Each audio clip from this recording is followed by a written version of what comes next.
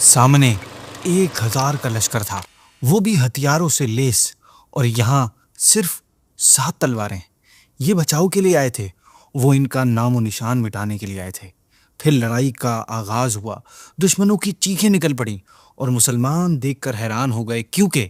اگر مسلمانوں کا یہ گروپ ہلاک ہو گیا تو روئے زمین پر تیری عبادت کرنے والا کوئی نہیں بچے گا۔ السلام علیکم ورحمۃ اللہ وبرکاتہ۔ ناظرین، جب تک پیارے آقا صلی اللہ علیہ وسلم مکے میں رہے اس وقت تک آپ خانہ کعبہ کی طرف منہ کر کے نماز پڑھتے رہے، مگر ہجرت کے بعد جب آپ صلی اللہ علیہ وسلم مدینہ منورہ تشریف لائے تو اللہ پاک کا یہ حکم ہوا کہ آپ اپنی نمازوں میں بیت المقدس کو اپنا قبلہ بنائیں۔ چنانچہ پھر آپ 16 یا 17 مہینے تک بیت المقدس کی طرف رخ کر کے نماز پڑھتے رہے، مگر اس پورے ٹائم پیریڈ میں آپ کی دل کی تمنا یہی تھی کہ خانہ کعبہ ہی کو قبلہ بنایا جائے۔ چنانچہ آپ اکثر اس کے لیے آسمان کی طرف چہرہ اٹھا کر وحی الہی کا انتظار فرماتے رہے، یہاں تک کہ ایک دن اللہ پاک نے اپنے حبیب کریم صلی اللہ علیہ وسلم کی یہ دلی خواہش، یہ دلی تمنا پوری فرمانے کے لیے قرآن پاک کی آیت نازل فرما دی کہ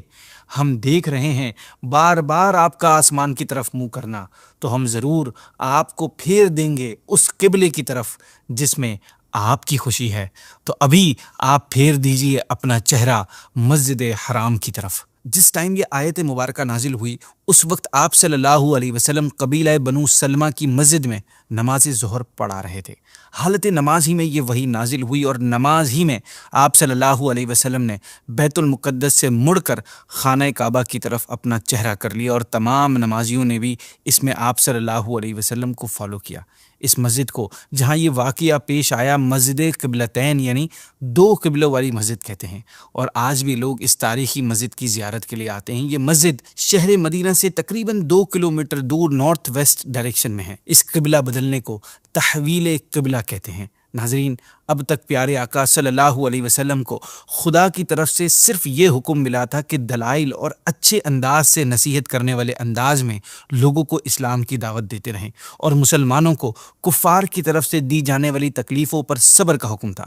اسی لیے کافروں نے مسلمانوں پر بڑے بڑے ظلم و ستم کے پہاڑ توڑے، مگر مسلمانوں نے بدلہ لینے کے لیے کبھی ہتھیار نہیں اٹھایا، بلکہ ہمیشہ صبر کے ساتھ کفار کی تکلیفوں کو برداشت کرتے رہے۔ لیکن ہجرت کے بعد جب سارا عرب اور یہودی ان مٹھی بر مسلمانوں کے جانی دشمن ہو گئے اور مسلمانوں کو دنیا سے ختم کر دینے کا پکا ارادہ کر لیا، تو اللہ پاک نے مسلمانوں کو بھی یہ اجازت دے دی کہ وہ کافروں کے ساتھ جنگ کر سکتے ہیں۔ اب ان لڑائیوں کا سلسلہ اس طرح شروع ہوا کہ جب پیارے آقا صلی اللہ علیہ وسلم اور مسلمان اپنا سب کچھ مکے میں چھوڑ کر مدینے چلے آئے تھے، تو اب ہونا تو یہ چاہیے تھا کہ کفار مکہ اطمینان سے بیٹھے رہتے کہ ان کے دشمن یعنی نبی پاک صلی اللہ علیہ وسلم اور مسلمان ان کے شہر سے نکل گئے ہیں، مگر ہوا یہ کہ ان کافروں کا غیظ و غضب کا پارا اتنا چڑھ گیا تھا، اتنے غصے میں تھے کہ اب یہ لوگ مدینے والوں کے بھی دشمن بن گئے۔ چنانچہ ہجرت کے چند دنوں بعد کفار مکہ نے انصار کے ایک سردار عبداللہ ابن ابی کے پاس دھمکیوں سے بھرا ایک خط بھیجا۔ عبداللہ ابن ابی وہ شخص ہے کہ واقعی ہجرت سے پہلے تمام مدینے والوں نے اس کو اپنا بادشاہ مان کر اس کی تاج پوشی کی تیاری کر لی تھی، مگر پیارے آقا صلی اللہ علیہ وسلم کے مدینے تشریف لانے کے بعد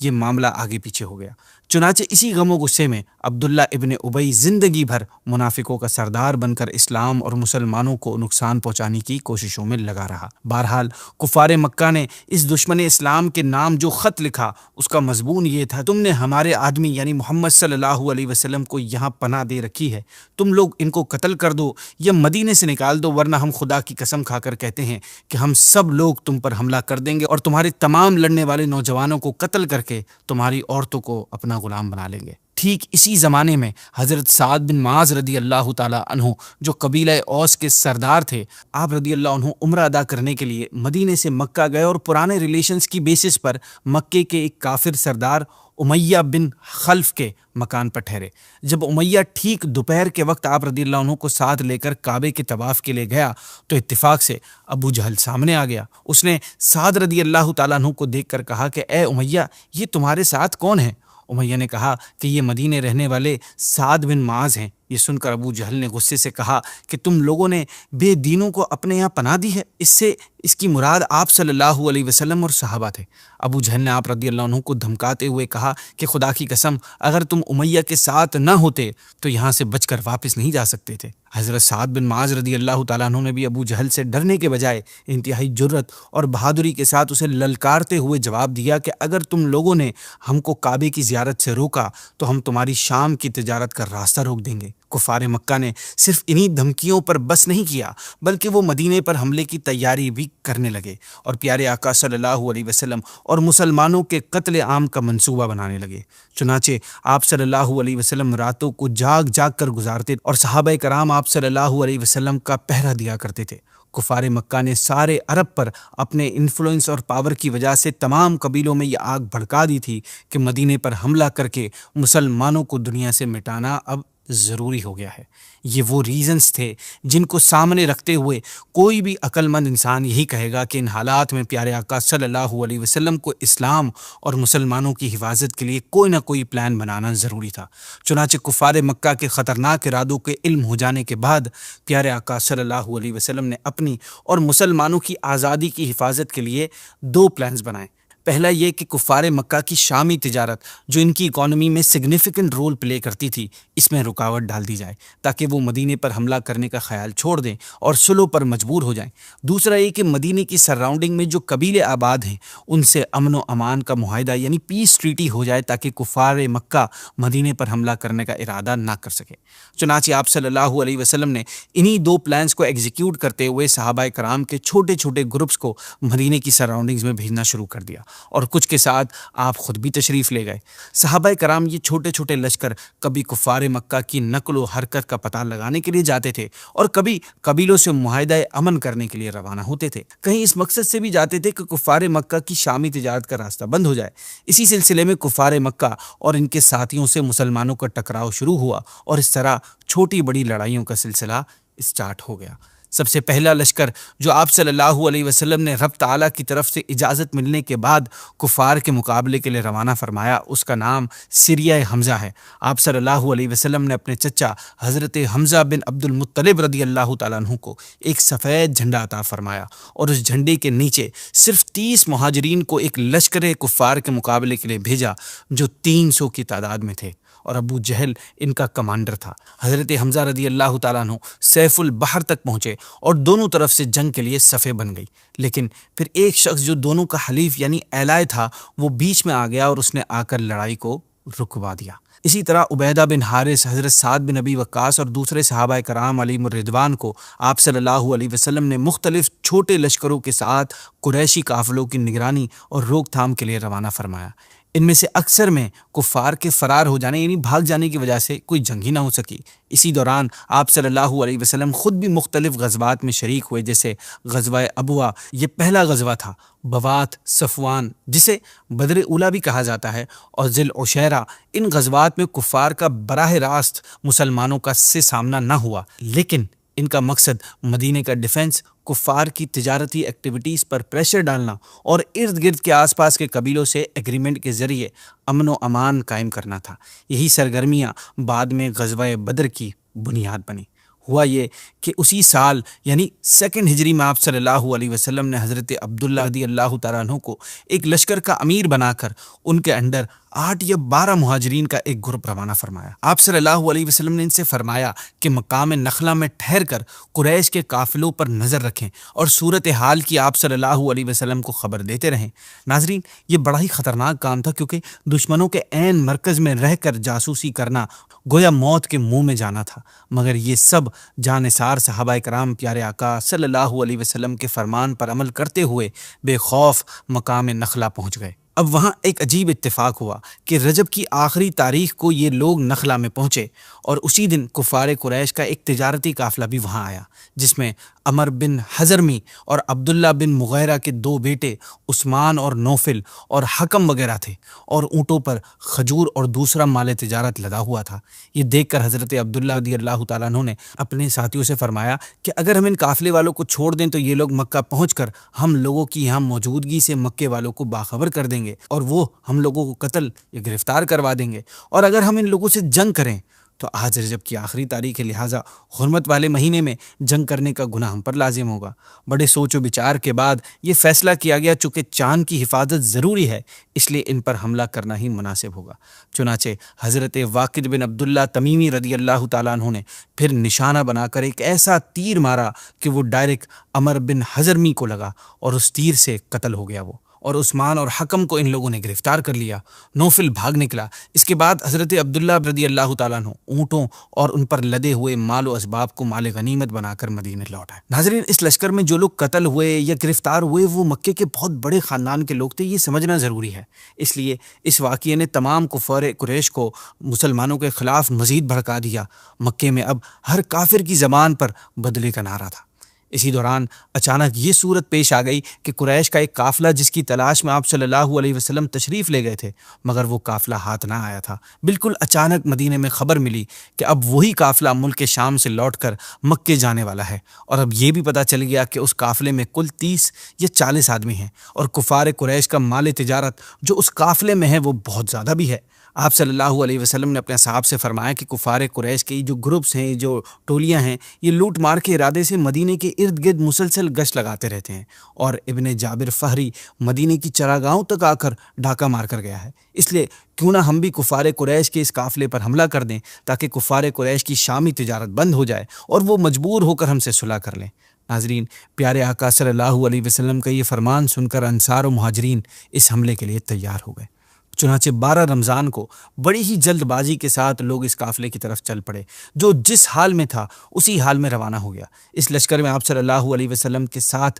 نہ زیادہ ہتھیار تھے، نہ فوجی اور نہ راشن کی بڑی مقدار، کیونکہ کسی کو گمان بھی نہیں تھا کہ اس سفر میں کوئی بڑی جنگ ہوگی۔ مگر جب مکے میں یہ خبر پھیلی کہ مسلمان ہتھیاروں کے ساتھ قریش کے قافلے کے پیچھے جا رہے ہیں تو مکے والے جوش میں آ گئے اور پھر ایک دم وہ مسلمانوں پر حملہ کرنے کے لیے تیار ہو گئے۔ جب پیارے آقا صلی اللہ علیہ وسلم کو قریش کے ارادے کا پتہ چلا تو آپ نے صحابہ کرام کو جمع فرما کر صورتحال سے آگاہ کیا اور صاف صاف فرما دیا کہ ممکن ہے کہ اس سفر میں کفار قریش کا قافلہ ملے، اور یہ بھی ہو سکتا ہے کہ کفار مکہ کے لشکر سے جنگ کی نوبت آ جائے۔ پیارے آقا صلی اللہ علیہ وسلم کا یہ ارشاد سن کر مہاجرین اور انصار صحابہ کرام نے کسی قسم کی گھبراہٹ ظاہر کرنے اور ڈرنے کے بجائے بہادری کا اظہار کیا، خصوصاً جس طرح اس موقع پر انصار صحابہ کرام علیہم رضوان نے جذباتی گفتگو کی، اس سے پیارے آقا صلی اللہ علیہ وسلم کا چہرہ خوشی سے چمک اٹھا۔ وہاں مکے میں قریش کے تمام قبیلے مسلمانوں سے جنگ کرنے کے لیے اپنے گھروں سے نکل پڑے۔ سرداران مکہ میں صرف ابو لہب اپنی بیماری کی وجہ سے نہیں نکلا، اس کے علاوہ قریش کے سارے سردار پوری طرح جنگ کرنے کے لیے تیار ہو کر نکل پڑے، اور چونکہ مقام نخلا کا واقعہ بالکل تازہ ہی تھا جس میں عمر بن حضرمی مسلمانوں کے ہاتھ سے مارا گیا تھا، اس لیے کفار قریش بدلے لینے کی آگ میں آپے سے باہر ہو رہے تھے۔ اس طرح یہ 1000 کا لشکر بھرپور راشن اور ہتھیاروں کے ساتھ مکمل تیاری کر کے مسلمانوں کو مٹانے کے ارادے سے بدر کی طرف چل پڑا۔ عتبہ بن ربیعہ جو قریش کا سب سے بڑا سردار تھا، وہ اس پورے لشکر کا سپہ سالار تھا۔ 17 رمضان المبارک جمعے کا بابرکت دن تھا جب غزوہ بدر کا واقعہ ہوا۔ مسلمانوں کی تعداد 313 تھی، جن کے پاس صرف 2 گھوڑے، 70 اونٹ، 6 زرہیں یعنی لوہے کی جنگی لباس اور 8 تلواریں تھیں، جبکہ ان کے مقابلے میں لشکر کفار 1000 لوگوں پر مشتمل تھا، جن کے پاس 100 گھوڑے، 700 اونٹ اور بہت سے جنگی ہتھیار تھے۔